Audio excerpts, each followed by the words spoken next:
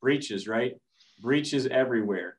You know, one of my morning routines is I get up every morning, probably get a workout in, you know, come to the office, fire up the laptop, and immediately checking Twitter or checking, you know, SC Magazine, threat posts, Ars Technica, something to see who's been breached. Because I can guarantee you every single morning I get up today, somebody's been breached, right?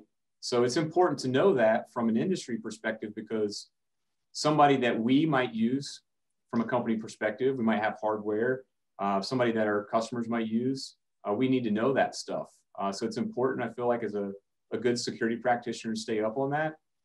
So something else, you know, you and I were talking about last night, and again, I don't think any of this is rehearsed. You know, Dmitry and I hadn't talked in several months, and we were just trying to catch up because we really hadn't even got to talk about, like, hey, what are we going to talk about? So, you know, we had Kara sweating bullets like normal. You know, we're last second trying to throw PowerPoint slides and talking points together. And I told her even this morning, just calm down. It'll be okay. We'll be good to go. We'll pull through.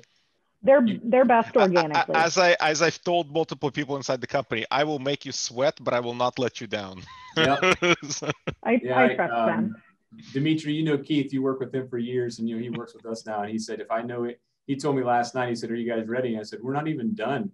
And I said, the reality is we haven't even started yet. And he said, well, if I know any two people that can pull this off, you guys always pull it together. I said, well, I appreciate that. I don't know whether that's a blessing or a curse, but I digress. But we were talking about, we went back and reviewed the talk that we did in August, and something that you actually brought up that you said kept you up at night actually happened.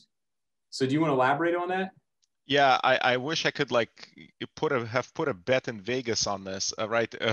What I was telling Josh is what I presented last year that keeps me up at night is supply chain attacks, and I'll keep saying that if I get ransomware at home, it's going to be because of a supply chain attack. And later on, when I'm sharing the screen, you know, I can show you all the icons of all the utilities that I'm running and all the different things that I have, and especially the techies among us who know better and who are running, you know, again, Notepad++ and Rufus Boot USB Builder and Image Burn and, you know, all these other different utilities.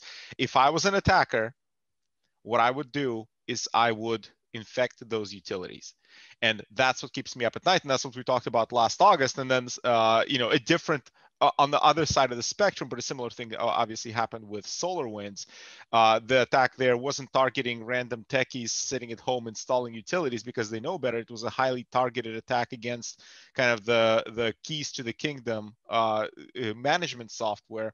But it's still, I think it shook, in my view, you know, it kind of shook the security industry also to the core. You see zero trust conversations right now picking up more and more. I faced a lot of questions of like, would your firewall block SolarWinds? I'm like, listen, I would love to say yes. And yes, we have signatures and all that stuff. But believe me, when an attacker like SVR wants to get into your network, they're going to get in. So, but how do you keep the script kiddies? How do you keep the copycats out of this? And how do you prevent something like a supply chain attack? Because the attack vector is super insidious. I mean, if you think back to WannaCry, right, 2017, WannaCry was also a supply chain attack. And just as a reminder for everyone, what happened there was the Ukrainian tax software. Like, imagine TurboTax or Intuit QuickBooks, right? Everyone uses it. It's ubiquitous. Everyone trusts it. Their update server was compromised, and an update was inserted into the TurboTax or QuickBooks update, the equivalent, the Ukrainian equivalent. And when people updated the software, right, you don't scan your updates for malware, or you even can't, because they come in as libraries and as packages that are non-executable. It requires manual analysis to be able to tell that they're malicious. And that's how WannaCry started, right? And these things, like that's why it keeps me up at night, is you can scan all you want, but it's by the time you detect it, it's going to be too late. So what do you do then? And that's where segmentation and you know, limited trust. This is where the zero trust conversation starts coming in. But anyway, yeah, I wish I, in a kind of a perverse way, I wish I had bet last year, put my money where my mouth was, and unfortunately, it did manifest itself. And I still think it's a problem. In fact, my prediction and my fear is that this is going to inspire a lot of copycats. And in the next 1 to 1.5 years, I think we will see a lot more supply chain attacks that manifest themselves in different ways. And like we can look at an example of side channel attacks 3 years ago. Google, released a paper.